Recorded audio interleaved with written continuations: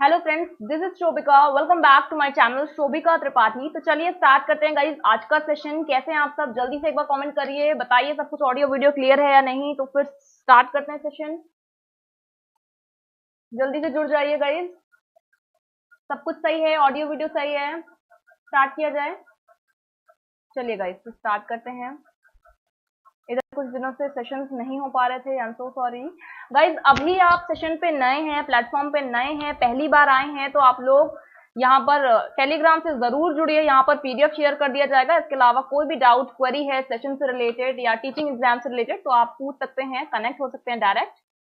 इसके अलावा अभी तक आपने लाइक और शेयर नहीं करा है सेशन को, तो आप अपने दोस्तों में शेयर कर सकते हैं, लाइक कर सकते हैं, पसंद आए तो सब्सक्राइब भी कर लें और बेल आइकन को जरूर प्रेस करें ताकि टाइमली नोटिफिकेशन आपको मिल जाए। तो चलिए गाइस स्टार्ट करते हैं आज का सेशन। विपिन जी हेलो। हाँ गाइस जल्दी जल्दी ज्वाइन करिए। सब कुछ क्लियर है, ऑडियो वीडियो सब कुछ क्लियर है या नहीं, एक बार कमेंट करिए गाइस।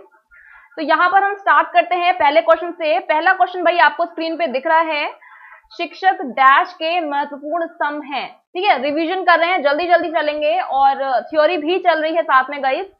ठीक है, इधर एक दो दिन से नहीं चल रही थी लेकिन स्टार्ट हो रही है थ्योरी भी। तो जिन्होंने अभी कवर नहीं करा है या थ्योरी में प्रॉब्लम है वो देख सकते हैं। आप टेलीग्राम पे जुड़ जाइए, आपको मिल जाएगा वहां पर लिंक डेली क्लासेस का। Deepali ji hello, good evening guys. तो जल्दी से एक बार कमेंट करिए, बताइए भाई teachers are significant pillar of society. Culture के पिलर्स होते हैं, सोसाइटियल डेवलपमेंट के होते हैं, सोसाइटियल डिप्लोमेसी के होते हैं, या फिर सोसाइटियल कंस्ट्रक्ट के होते हैं। मतलब जो शिक्षक हैं, एक तरीके से टीचर को माने हम सिग्निफिकेंट, महत्वपूर्ण माने, एक तरीके से भाई पिलर्स हैं टीचर्स। तो किस चीज के पिलर्स हैं? कल्चर के, संस्कृति के, या विकास के, कूटनीति के, या फिर निर्माण के? गाइस एक बार जल्दी से बताइए। ठीक है, फोर्थ ऑप्शन बताती है दीपाली जी। भाई विपिन जी क्या कहते हैं? ठीक है, सोसाइटी एक तरीके से भाई एक कल्चर क्या होता है, हमारी जो भी वैल्यूज हैं, जो भी हमारे कल्चर हैं, ठीक है, जिस चीज को हम फॉलो करते हैं, एक जनरेशन से दूसरे जनरेशन में ले जाते हैं, वो कल्चर है। तो कल्चर तो भाई एक तरीके से हमारा बन ही जाता है, ठीक है, बन गया है। आपको ऑप्शन जो भी दिखेंगे वो सभी बहुत क्लोज दिखेंगे, ऐसा नहीं है कि कोई ऑप्शन गलत है। ठीक है, ऐसा भी हो सकता है कि सारे ऑप्शन सही हो, लेकिन ज्यादा हम जिसको मानेंगे सही, ठीक है, कौन सा ज्यादा अप्रोप्रिएट और सही है, ज्यादा सही पे फोकस करेंगे भाई। ठीक है, तो यहाँ पर कल्चर की बात करें तो कौन सा स्ट्रांग है भाई? Society culture. भाई टीचर का जो काम है वो सोसाइटियल कल्चर यानी सामाजिक संस्कृति के बारे में है या फिर उसके विकास के बारे में है। भाई निर्माण तो आपका हो ही गया, सोसाइटी का एक कंस्ट्रक्ट बन ही चुका है। ठीक है, तो अब जो है एक तरीके से इसी चीज को और डेवलप करना है। जो सोशल सोसाइटियल कंस्ट्रक्ट बना है उस चीज को डे बाय डे और इम्प्रूव करने की जरूरत है। ठीक है, जो भी चीजें हमें लग रही हैं कि हाँ ये सोशल इविल है या सही नहीं है, तो उसको एक तरीके से सही करना और एक तरीके से विकास करने की जो जिम्मेदारी है वो किसकी है? टीचर्स की है। और टीचर्स इसी के पिलर्स माने जाते हैं, यानी सोसाइटियल डेवलपमेंट के। तो यहाँ पर विपिन जी का ऑप्शन सही है। ठीक है, सेकेंड ऑप्शन सही है। आगे बढ़ते हैं गाइस। एजुकेशन जो है भाई सबसे इंपॉर्टेंट चीज, हम टीचिंग एग्जाम को टारगेट कर रहे हैं, उसके लिए प्रिपरेशन कर रहे हैं, तो हमें पता होना चाहिए टीचिंग से रिलेटेड जो जो चीजें हैं, आपका क्वेश्चन वहां से पूछा जा सकता है। ठीक है, जितने भी एजुकेशन से लिंक्ड है, आप बीएड बीटीसी डीएलएड करके आ रहे हैं, ये सब पढ़ चुके हैं, लेकिन हम एक तरीके से रिवीजन कर रहे हैं। ठीक है, तो भाई एजुकेशन क्या है? Derived from Latin word. शिक्षा किस लैटिन शब्द से लिया गया है? एड्यूमस, एडुकेयर, एडियो, या फिर एजुकेशन? कौन सा ऐसा ग्रीक वर्ड है, लैटिन वर्ड है, सॉरी लैटिन वर्ड है, कौन सा ऐसा लैटिन वर्ड है जहां से एजुकेशन का निर्माण हुआ है? बताइए एक बार।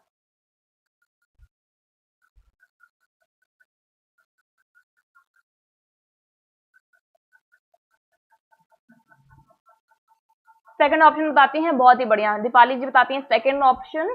ठीक है, एडुकेयर। एडुकेयर का क्या मतलब होता है? ट्रेन करना, नरिश करना। ठीक है, ठीक है, बेहतर बनाना चीजों को। तो एजुकेशन का जो निर्माण है, ये जो शब्द है शिक्षा का, ये डराइव हुआ है एडुकेयर से। ठीक है, ये थोड़ा सही कर लीजिएगा, एडुकेयर है। बेसिकली 3 वर्ड्स हैं, सब इसी से रिलेटेड है। आइडियलिज्म की बात करें, अगर आदर्शवाद की बात करें, आपने पढ़ा होगा फिलोसफी में, अगर आपने बीएड या बीटीसी कर रखा है तो, ठीक है, आइडियलिज्म या फिलोसफी दर्शन शास्त्र पढ़ रखा है, इसमें एक थॉट ऑफ स्कूल था आइडियलिज्म। नहीं पता है तो एक बार देख लीजिए भाई दर्शन शास्त्र क्या होता है। एक तरीके से भाई एजुकेशन की अगर बात करें, शिक्षा की बात करें, तो शिक्षा और फिलॉसफी यानी दर्शन शास्त्र दोनों ही एक ही सिक्के के दो पहलू हैं। ठीक है, दर्शन शास्त्र में हम किस चीज की बात करते हैं भाई, कुछ भी एक तरीके से हमारी जो भी थिंकिंग है सोसाइटी को लेके, वर्ल्ड को लेकर के, उसके बारे में हम सोचते हैं, विचारते हैं और एक अपना परसेप्शन बताते हैं। एजुकेशन में भी बिना परसेप्शन बनाए हम कोई भी पढ़ाई नहीं कर सकते। तो people do philosophy by asking questions. लोग क्या है भाई, मानव के जन्म उद्देश्य के कारण कई एक तरीके से भाई कोई भी जो व्यक्ति है वो जन्म लेता है, उसके अंदर क्वेश्चंस आते हैं और सोसाइटी को देखता है, वर्ल्ड को देखता है और उसको देख करके एक थिंकिंग बनाता है। तो एक तरीके से बहुत ज्यादा इंटरकनेक्टेड है फिलोसफी और एजुकेशन। तो चांसेस है कि फिलोसफी से भी आपके क्वेश्चन थोड़े बहुत पूछे जा सकते हैं। सीटेड में नहीं तो आपके DSSB हो गया, KVS हो गया। ठीक है, the ideas in philosophy are often general and abstract. ठीक है, तो जो भी मतलब एक तरीके से हमारी जो सोच है सोसाइटी को लेकर के और जो भी हम देख रहे हैं, समझ रहे हैं, जो भी एक समझ डेवलप कर रहे हैं, वो सब कुछ क्या है, एक फिलॉसफी है। यानी दर्शन देख के, दर्शन शास्त्र यानी दर्शन जो भी हमें सामने दिख रहा है उसको लेकर एक परसेप्शन जो बन रहा है वो क्या है, फिलॉसफी। तो यहाँ पर अगर बात करें गाइस, अगर हम दर्शन शास्त्र की बात करें तो एक तो इंडियन फिलॉसफी है। ठीक है, वो हम कभी पढ़ेंगे, एक तरीके से एक चैप्टर भी बना देंगे, वो आप देख लीजिएगा। अभी वेस्टर्न पे बेस्ड क्वेश्चन आया है तो उसको देख लेते हैं। वेस्टर्न स्कूल ऑफ थॉट की अगर बात करें तो इसमें आदर्शवाद, यथार्थवाद, प्रकृतिवाद, व्यवहारवाद, अस्तित्ववाद और मानवतावाद, ये सारी चीजें इसमें आती हैं। Idealism, realism, naturalism, pragmatism, existentialism, humanism. ठीक है, तो इन सभी शब्दों को देख करके आप समझ सकते होंगे कि किस चीज की बात की जा रही है। आइडियलिज्म की बात करें तो यहाँ पर आइडिया को, जो भी हमारे दिमाग में आइडिया आता है उसको सुप्रीमेसी बताया गया है, अल्टीमेट बताया गया है, ट्रुथ बताया गया है। और आइडियलिज्म के स्कूल में सबसे ज्यादा आइडियाज की बात होती है, इन्होंने आइडियाज को सत्य बताया है। वहीं अगर रियलिज्म की बात करें तो रियलिज्म यानी यथार्थवाद कहते हैं, यथार्थवादी कहते हैं कि भाई इस दुनिया में सबसे ज्यादा जो रियल है वो है ऑब्जेक्ट। जो चीजें हैं, आज हम जो जीवन जी रहे हैं, जो चीजें हैं बस वही सत्य हैं, बाकी जो नई चीजें हैं वो सत्य नहीं है। तो ऑब्जेक्ट्स हैं, थिंग्स हैं, इन सबको रियलिज्म बताया गया है। नेचुरलिज्म की बात करें तो नेचर के बारे में बताया गया है कि नेचर सबसे ज्यादा सुप्रीम है। प्रैग्मेटिज्म की बात करें तो एक्सपीरियंस, हमारा जो ऑब्जर्वेशन है, एक तरीके से एक्सपीरियंस है, एक्टिविटी है, उसको सुप्रीम बताया गया है। एग्जिस्टेंस क्या होता है भाई, अस्तित्व हमारा। ठीक है, तो अस्तित्ववाद में अस्तित्ववादी कहते हैं कि जो हमारा ह्यूमन एग्जिस्टेंस है वो सबसे ज्यादा इंपॉर्टेंट है, हमारा एक्सपीरियंस एक तरीके से ह्यूमन बींग्स के अबाउट में चलता है, एग्जिस्टेंशनिज्म। और लास्ट है भाई ह्यूमनिज्म यानी मानवतावाद। ठीक है, तो ह्यूमन के डेवलपमेंट की बात होती है ह्यूमनिज्म में। क्लियर है, तो यहां पर क्वेश्चन क्या कह रहा है भाई, आइडियलिज्म स्टेट दैट, भाई आदर्शवाद क्या कहता है, माइंड अलोन है वही रियल है। ठीक है, अकेला सिर्फ मन वास्तविक है या matter alone is real, matter जो है यानी ऑब्जेक्ट्स है वो रियल है या फिर दोनों रियल है या फिर इनमें से कोई नहीं। ठीक है, तो यहां पर गाइस आंसर करिए एक बार, आंसर करिए एक बार जल्दी से। ठीक है, तो यहाँ आइडियलिज्म की बात हो रही है। आइडियलिज्म में भाई क्या बात हुई थी, आइडियाज की बात हुई थी। आइडिया जो है वो क्या है, सबसे ज्यादा सुप्रीम है, यानी कि माइंड अलोन इज रियल। यहाँ पर फर्स्ट ऑप्शन आपका सही है। नेक्स्ट क्वेश्चन की बात करें, अगर हमने चैप्टर पढ़ा था इमोशंस में, ठीक है, इमोशनल डेवलपमेंट में पढ़ा था, which of the following theory is associated with William James and Carl लैंजे।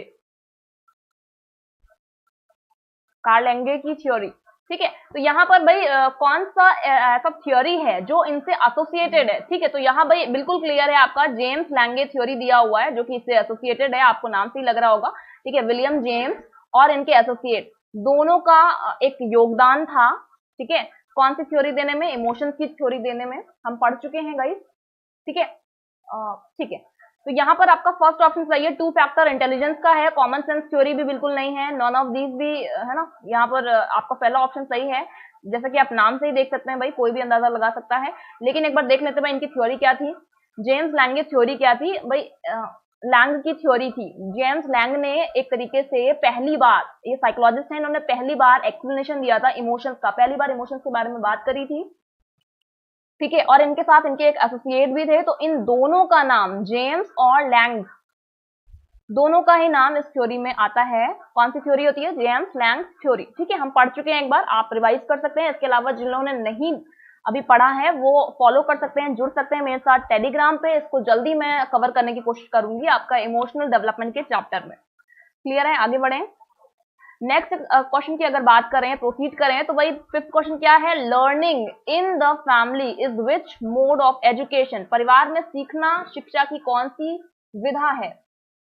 परिवार में अगर कोई बच्चा सीख रहा है तो उसको आप क्या कहेंगे भाई? परिवार में बच्चे सीखते हैं, ठीक है, तो फॉर्मल एजुकेशन कहेंगे, औपचारिक शिक्षा कहेंगे, अनौपचारिक शिक्षा कहेंगे, या विकासात्मक शिक्षा कहेंगे, या इनमें से कोई नहीं?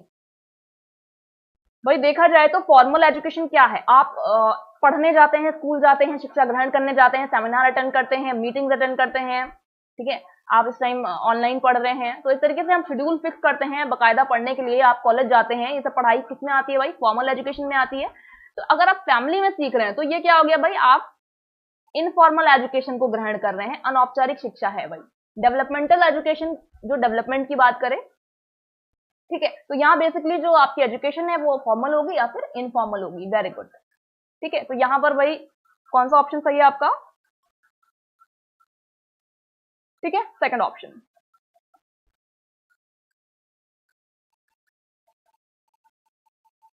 ठीक है, नेक्स्ट क्वेश्चन की बात करें, which of the following are characteristic of good teacher? भाई गुड टीचर यानी अच्छे शिक्षक की अगर बात करें, उनकी विशेषताओं की बात करें, तो क्या व्यवहार है जो एक अच्छे टीचर को करना चाहिए? ऑटोक्रेटिक बिहेवियर होना चाहिए, निरंकुश रवैया होना चाहिए, टॉलरेंस होना चाहिए टीचर में भाई, टॉलरेट करने, सहनशीलता होनी चाहिए, धैर्य होना चाहिए, या अपने सब्जेक्ट में एक्सपर्ट होना चाहिए उसको, या फिर नए नए उसके पास आइडियाज होने चाहिए, नए नए मेथड्स होने चाहिए, अलग अलग इनोवेटिव टीचिंग मटेरियल होना चाहिए। ठीक है, क्या चीज भाई एक तरीके से कैरेक्टरिस्टिक बतानी है, तो क्या सही है यहाँ पर? एक बार आंसर करिए। All options are correct here, या फिर बी सी डी, या फिर ए एंड डी, या फिर बी एंड सी?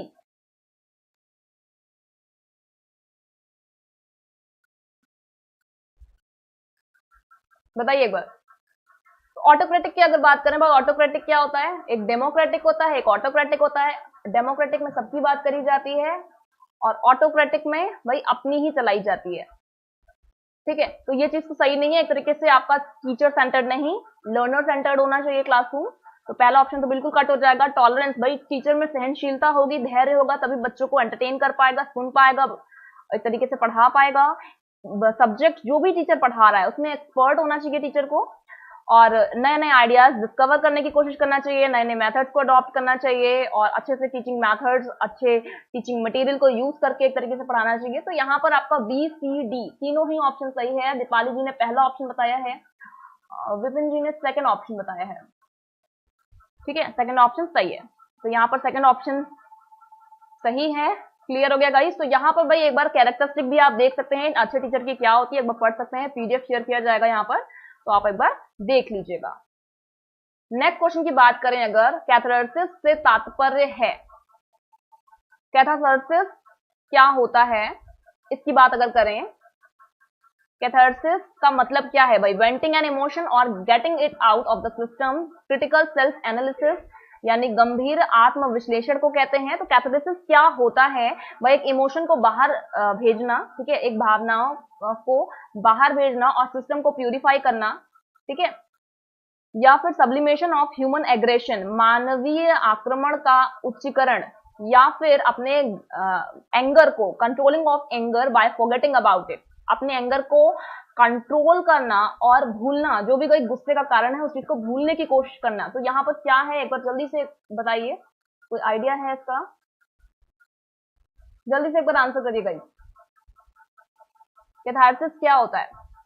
कैथारसिस की बात करेंगे तो पहली बार इसे एरिस्टोटल ने यूज करा था। एरिस्टोटल यानी अस्तु, ठीक है, तो इन्होंने अपनी पोएट्री में एज अ मेटाफर इसे यूज करा था। कैथारसिस का मतलब होता है प्योरिफिकेशन, या कुछ एक तरीके से प्योरीफाई करना। आपके माइंड में कोई चीज है, उस चीज को हटाना है, एक तरीके से इमोशंस को बाहर भेजना।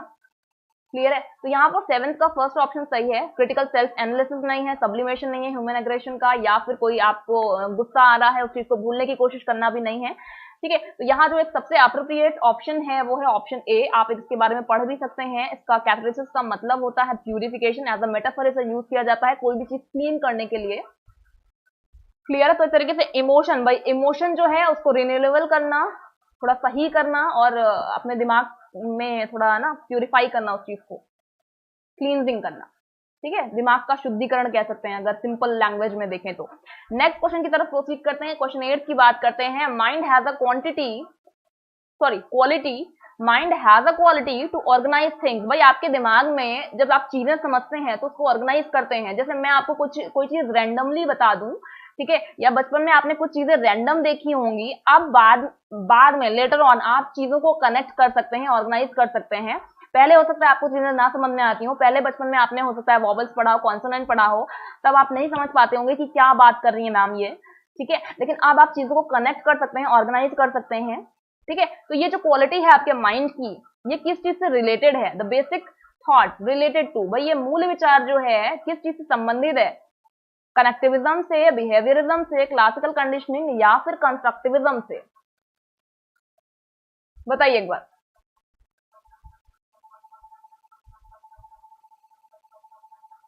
ठीक है, कनेक्टिविज्म की अगर बात करें, ठीक है, संबंध की बात करें, तो यहाँ पर कनेक्टिविज्म का मतलब एक तरीके से कनेक्टिविज्म की थ्योरी आपने पढ़ी है, इसकी बात हो रही है यहाँ पर। कनेक्टिविज्म का मतलब है कि जैसे मान लीजिए आप थॉर्नडाइक की आपने थ्योरी पढ़ी, तो उनकी जो थ्योरी है वो क्या है भाई?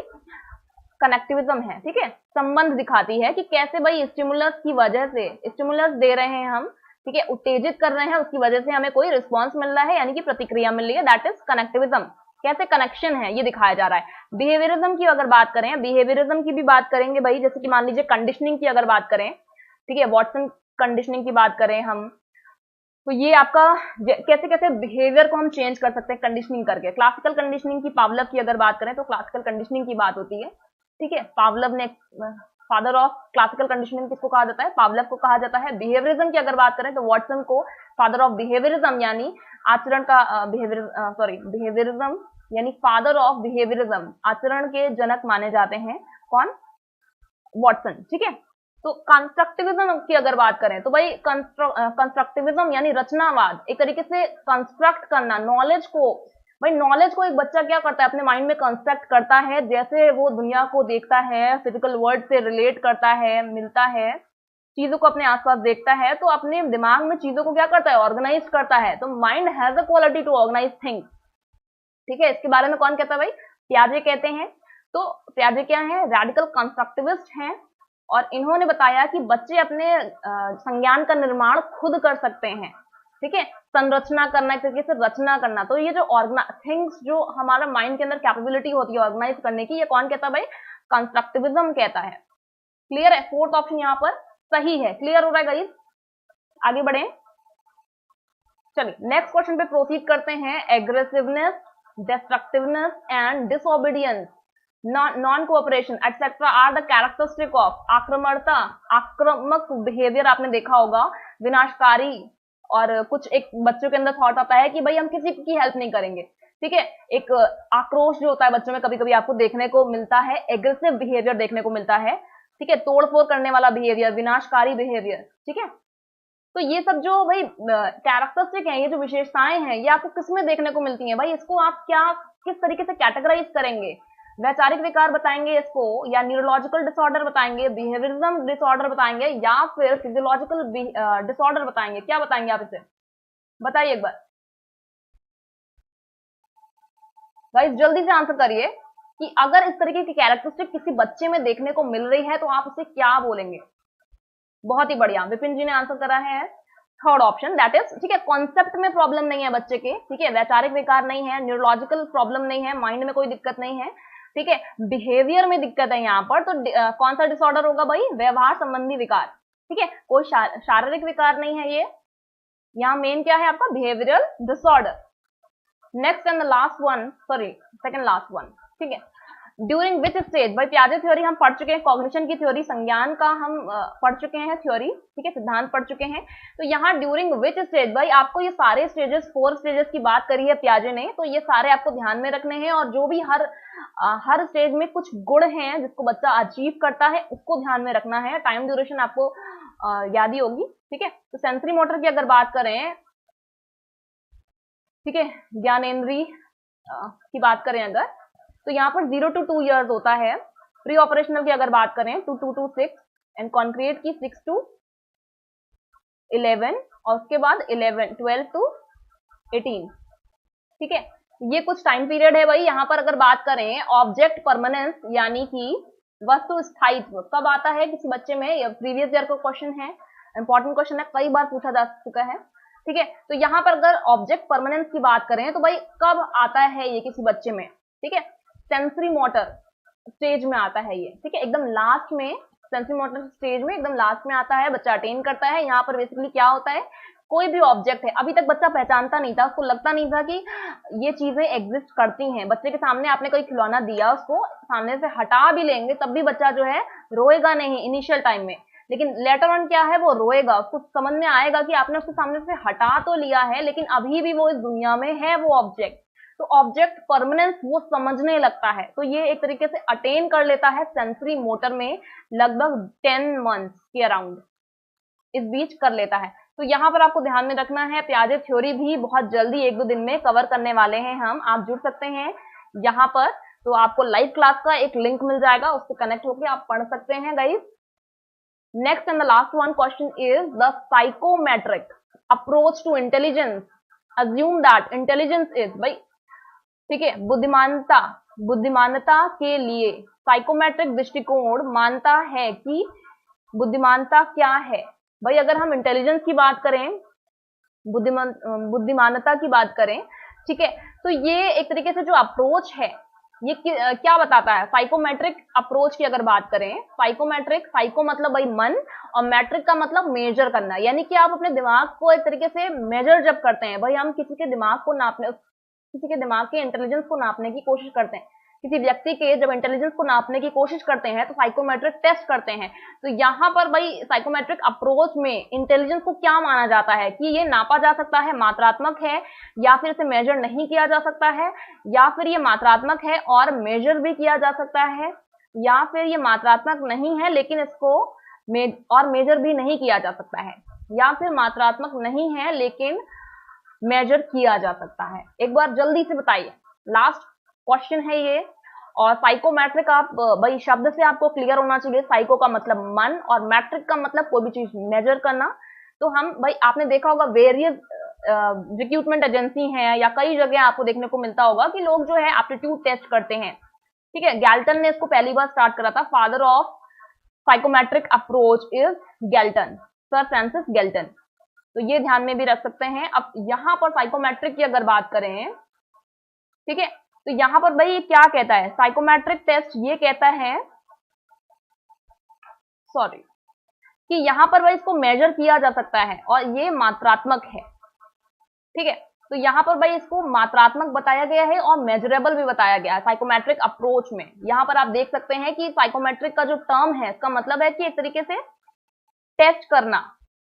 ठीक है, यहाँ पर क्या है भाई, डिजाइन किया जाता है टेस्ट जिससे कि इंसान की psychological values, aptitude, ability, personality, memory, happiness, intelligence, सब कुछ का एक तरीके से उसको ध्यान में रखते हुए एक टेस्ट बनाया जाता है जिसको कोई भी व्यक्ति देता है, उससे मेजर किया जाता है कि हाँ इस तरीके से भाई एक स्टैंडर्ड टेस्ट बनाया जाता है, एप्टीट्यूड टेस्ट बनाया जाता है, क्वेश्चनेयर के फॉर्म में बनाया जाता है, जिससे कि अंदाजा लगाया जाता है कि हाँ ये इस तरीके से इसका दिमागी स्तर है या इसकी एबिलिटी है या इसकी मेमोरी है। पर्सनालिटी के टेस्ट होते हैं, मेमोरी के, इंटेलिजेंस टेस्ट होते हैं, हम बात कर चुके हैं इसकी।